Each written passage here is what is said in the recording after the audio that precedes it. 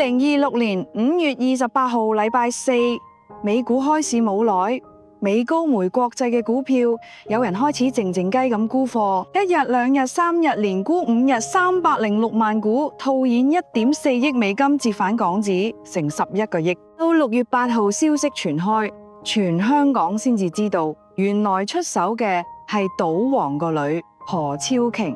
講起呢個名，好多人淨係記得一件事，佢前夫許晉亨後來娶咗李嘉欣，當年離婚，何超瓊1蚊都冇攞過，淨身走人嗰陣，成個香港都話佢傻，堂堂賭王千金，俾人飛咗，仲要冇錢落袋。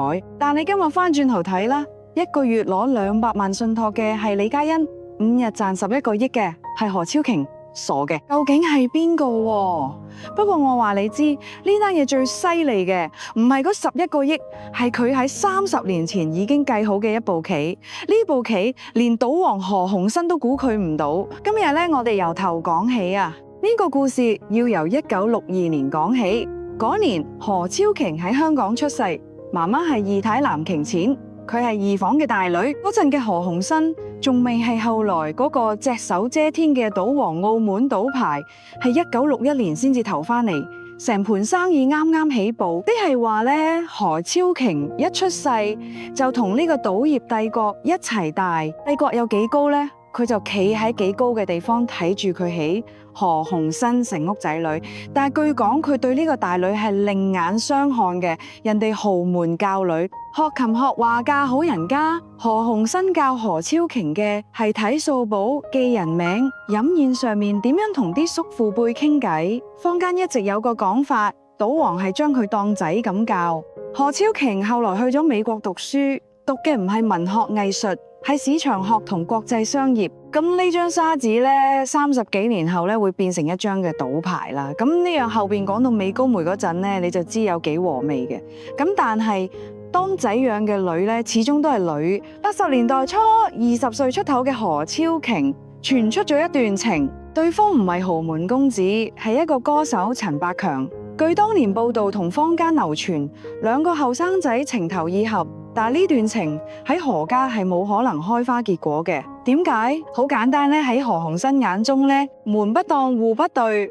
你係賭王嘅女，你嘅婚姻唔係你自己嘅事，係成個家族嘅生意。呢段情最後無疾而終。陳百強咧後來嗰啲歌點解咁愁啦？樂迷有好多揣測，我哋唔落判斷啦。我哋只係知道一件事：1993年陳百強病逝，得35歲。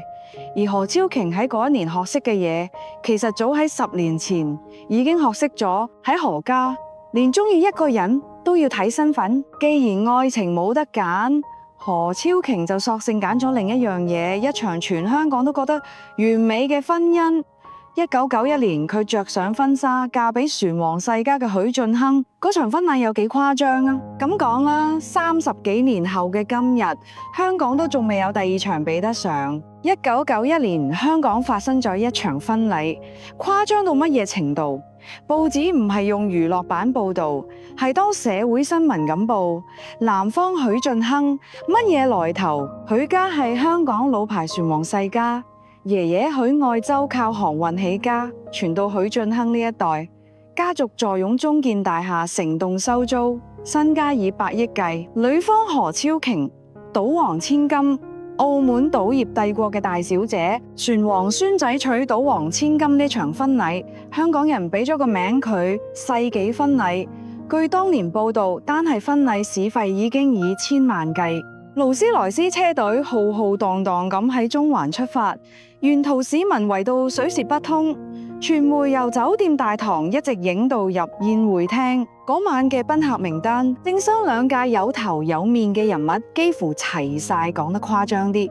嗰晚如果宴會廳冧咗，半個香港嘅經濟都要停擺。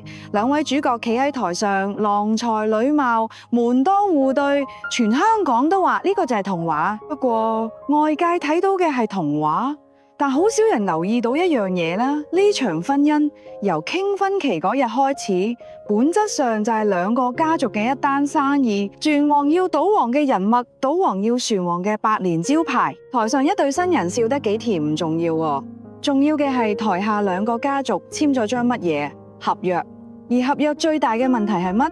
就係冇人問過簽名嗰兩個人究竟有幾中意對方。講落去之前，如果你中意聽呢啲香港舊事，麻煩撳個訂閱，等你下次唔會走寶。我哋繼續。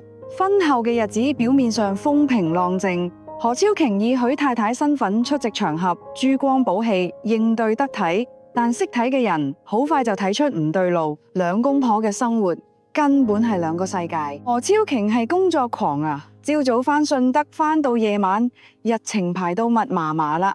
而據當年傳媒報道，許晉亨嘅生活就寫意得多，遊艇、派對、夜場、風流公子嘅新聞三唔識七，就上一次報紙頭版。一個喺寫字樓捱更抵夜，一個喺蘭桂坊燈紅酒綠。我問你，如果係你，老公夜夜笙歌上晒報紙，你從未可以發火，因為你代表嘅唔係你自己，係成個何家嘅面子呢啖氣，你吞唔吞得落？留言話我知。何超瓊吞咗，吉吞就吞咗9年。最諷刺嘅係邊樣嘢？你知唔知呢？當年婚禮上面，全香港都話佢哋係最完美嘅一對。9年之後回頭睇，嗰場世紀婚禮最貴嘅唔係嗰對勞斯萊斯，亦唔係嗰張千萬賬單，係一個女人9年嘅光陰。到2000年，呢段婚姻終於行到終點，但係真正令全香港跌晒眼鏡嘅，唔係佢哋離婚，係離婚嘅方式。賭王千金同百億闊小分手，一般人估實有一場世紀爭產戰啊！結果何超瓊開出嘅條件得4個字，4個字係乜？1蚊不娶，1蚊不娶。2000年，何超瓊同許晉亨結束咗呢一段9年婚姻，冇記者會，冇互相指責，雙方以一份簡簡單單嘅聲明就完咗場啊！而全香港最震驚嘅係何超瓊唔要贍養費，唔分身家，乜都唔攞，轉身就走。你要明白呢件事喺當年有幾衝擊。嗰個年代嘅香港，豪門離婚等於世紀官司，邊個唔係律師團出動，報紙連載幾個月？偏偏去到真正嘅賭王千金度，佢嘅選擇係1蚊不娶。嗰陣啲茶餐廳、美容院、街市，人人都喺度講同一句嘢：何超瓊真係傻嘅，嫁咗9年，點都要攞返啲啦。仲有更難聽嘅講法，話佢係俾人飛冇面，所以急急腳走人。但好少人睇得明一樣嘢，何超瓊唔係唔要錢，佢係唔需要啊。你估佢呢9年喺度做乜？人哋做豪門闊太係嘆世界，佢做闊太嗰9年係喺順德集團一級一級咁上，去到離婚前後嗰段時間呢，佢已經係順德嘅董事總經理，即係話老公仲喺夜場風流嗰陣呢，佢已經坐喺一間上市公司嘅話事位。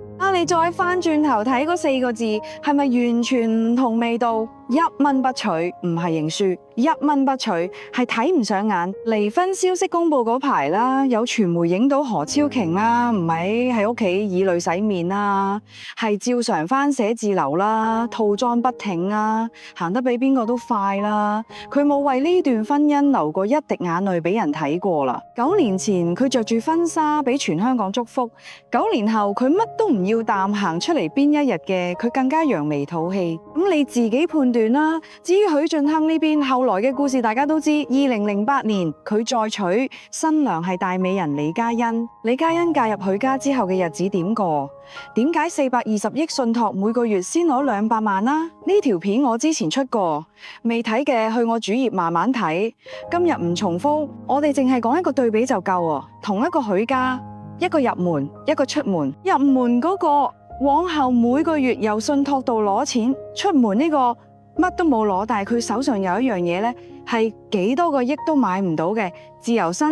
而呢個自由身嚟得正係時候，因為就喺佢離婚之後冇幾耐啦，澳門發生咗一件驚天動地嘅大事，賭權開放，何家壟斷咗幾十年嘅獨市生意，一夜之間殺入嚟幾隻猛虎，全世界都以為何家大禍臨頭，得一個人喺度偷偷地諗，機會嚟啦！呢個人點樣空手入白刃，喺猛虎口入邊搶翻一隻賭牌俾自己下一拍，先係成條片最精彩嘅部分。2002年，澳門賭權開放，何家獨市做咗幾十年嘅生意，特區政府話而家唔係得你一家啦。賭牌一開，美國拉斯維加斯嘅猛虎即刻撲入嚟永利、威尼斯人，個個都係世界級賭業巨頭。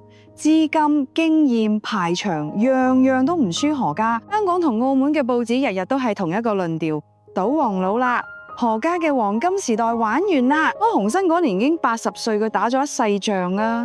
呢一仗佢未必再打得喐，但係冇人留意到何家有個人喺度靜靜雞咁做緊一件事。何超瓊睇到嘅嘢同全世界相反，人人見到狼嚟啦，佢見到嘅係，既然外資一定入嚟，與其俾人哋搶晒，不如我自己揀一隻最猛嘅，拉佢埋我嗰邊。佢揀中個伙伴啦，個名你實聽過美高梅啦。講呢度你要明一樣嘢呢，嗰陣嘅美高梅係乜嘢級數？拉斯維加斯響當當嘅巨頭，一個40歲出頭嘅香港女人飛過去同人哋傾合資，仲要堅持一個條件，5-5分賬，話事權我有份。美國人一開始當佢講笑啦，賭業呢行啦，由古到今都係男人嘅天下，連賭王自己都講過呢行唔係女人做嘅。何超瓊用咗乜嘢說服美高梅？3樣嘢，佢喺順德管咗10幾年生意嘅往績，佢喺港澳兩地嘅人物，仲有最重要嗰樣，佢同佢背後嗰個姓何嘅招牌。2004年合資公司簽約成立，2005年關鍵一步嚟啦，佢哋用2億美金買入一個賭牌轉批俾，而賣家係邊個？係佢老豆何鴻燊嘅澳博。你慢慢咀嚼下呢部棋，個女引入美國巨頭，翻轉頭同老豆買牌，喺老豆嘅地頭開賭場，同老豆嘅生意打對台。台面上呢單係父女合作，台底下成個澳門都知，二小姐自立門戶咯。有人話何鴻燊俾呢個女激到吹牌瞪眼，亦有人話其實老人家心底裏係讚嘅，因為成屋仔女入面行呢部棋嘅膽識同手腕，最似佢當年嘅就係呢個女。兩種講法邊樣真我哋唔知，我哋淨係知道結果。2007年澳門美高梅開幕，2011年美高梅中國喺香港上市。何超瓊做聯席主席，當年笑佢女人做唔起賭業嘅人，而家要改口叫佢何主席。呢盤生意做到幾大啦？俾一個最新嘅數你聽，2025年美高梅中國全年收入347.875億港幣，純利50個億，而當年入場嘅本錢呢，係2億美金嘅轉批俾。由傻女到女賭王，何超瓊用咗10年時間俾全香港睇到一樣嘢。當年喺佢家，佢1蚊不取唔係冇所謂，係因為佢知道自己賺得返。不過事業上嘅仗打贏咗，唔代表可以安樂，因為真正兇險嘅戰場從來都唔喺商場，係喺自己屋企飯台上面。2009年賭王病倒入院，佢一倒低4房太太、10幾個仔女、幾千億身家，所有嘢一齊擺上台。2011年1月，一份聲明震動全港，賭王控訴自己啲身家俾人轉走咗，而被指控嗰幾個人入面有一個名係何超瓊。2011年1月，全香港嘅電視觀眾見到一個畫面。80幾歲嘅賭王坐喺輪椅上面，由個律師代佢宣讀聲明，話自己價值幾百億嘅股權喺自己唔知情之下俾人轉走咗，轉去咗邊？轉咗去2房同3房嘅仔女名下，即係話被指控嗰班人入邊啦，包括何超瓊啊。第二日劇情反轉，又有片段流出，賭王親口話呢個係自己嘅意思，唔追究。再過2日。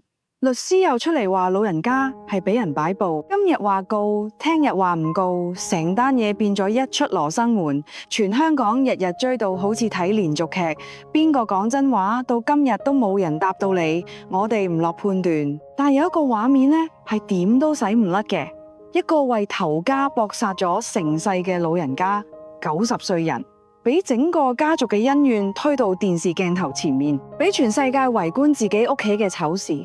嗰一刻，乜嘢賭王，乜嘢幾千億身家，講到尾，同街邊茶餐廳入邊為層樓反面嘅家庭冇分別，有錢人嘅飯台原來仲難食過窮人㗎。不過喺呢出羅生門入邊咧，好多人睇漏咗最關鍵嘅一點。點解風暴中心係二房？點解最後嘅股權格局二房穩穩陣陣坐咗最大嗰份？唔好以為淨係因為出身，因為邊個最得寵。你翻轉頭諗下，我哋頭先講嘅嘢，去到2011年，何超瓊手上有乜信德嘅話事權？美高梅中國嘅聯席主席，自己打返嚟嘅江山同人脈，喺一場家族博弈入邊，牌品好唔好唔重要，手上有冇牌先至重要。嗰份和解唔係邊個想賜俾佢嘅，係佢由2000年淨身出戶嗰日開始，用10年時間一隻籌碼一隻籌碼咁贏返嚟嘅。2011年3月咧，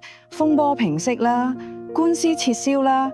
何家對外嘅講法係4個字啦，家和萬事興。具體嘅邊房分幾多？外界有各種統計版本，有講法話二房所得以百億計，遠超其他房，確切數字冇人考究到。但有一樣嘢係全香港有目共睹嘅，風波之後，何家對外嘅話事人慢慢變咗係何超瓊。2020年5月，何鴻燊去世，98歲，喪禮上面政商名流雲集。而企喺最前面打點大局，代表家族答謝各界嘅，正係呢個女。由嗰個連拍拖都冇得自己揀嘅二小姐，到送老豆最後一程嗰日嘅一家之主呢條路，何超瓊行咗成半個世紀。老豆走咗，江山接咗，仗都打完晒，咁佢仲為乜要喺2026年5月急住5日之內清倉美股？唔等錢使，唔使還債，咁佢沽嚟做乜？答案同你諗嘅可能完全相反。而家我哋翻到2026年5月28號開頭嗰幕，何超瓊點解突然清倉美股？呢排網上面最多人講嘅版本係豪門跑路啦，唔睇好美國啦，何家收山啦。呢啲講法錯晒。我同你逐樣拆。第一，佢沽嘅係乜？係美股嗰間母公司美高梅國際嘅股份。佢自己一手湊大嗰間美高梅中國，即係澳門嗰盤核心生意22.49%嘅股權，一股都冇喐過啦。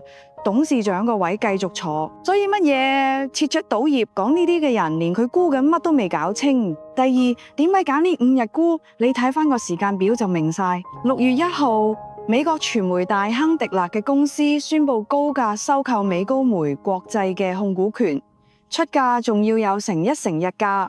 消息一出，股價單日飆超過1成半。何超瓊由5月28號開始分5日沽貨，即係話人哋宣布收購，股價衝頂，佢啱啱好沽喺成個浪嘅最高嗰幾日。呢個唔叫跑路，呢個叫收割。人哋打風搶嘢，佢係趁人哋搶緊嘢嗰陣，企喺度賣雨遮，仲要賣到斷市。由2002年賭權開放，佢睇到機會啦，到2026年高位離場，20幾年一個圈，入場2億美金，期間分紅袋足，臨走再袋多少少4億美金。呢盤數係教科書級數。講到呢度，我哋做翻開頭嗰條數啦。同一個許家，李嘉欣介入去18年，420億信託，每個月攞200萬，仲要傳聞話乜嘢使費都要報數。何超瓊喺許家1蚊都冇攞過，自己出嚟做，單係呢5日，一日落袋2個幾億，一個月200萬，一日2個億，呢條數唔使襟計數機啦。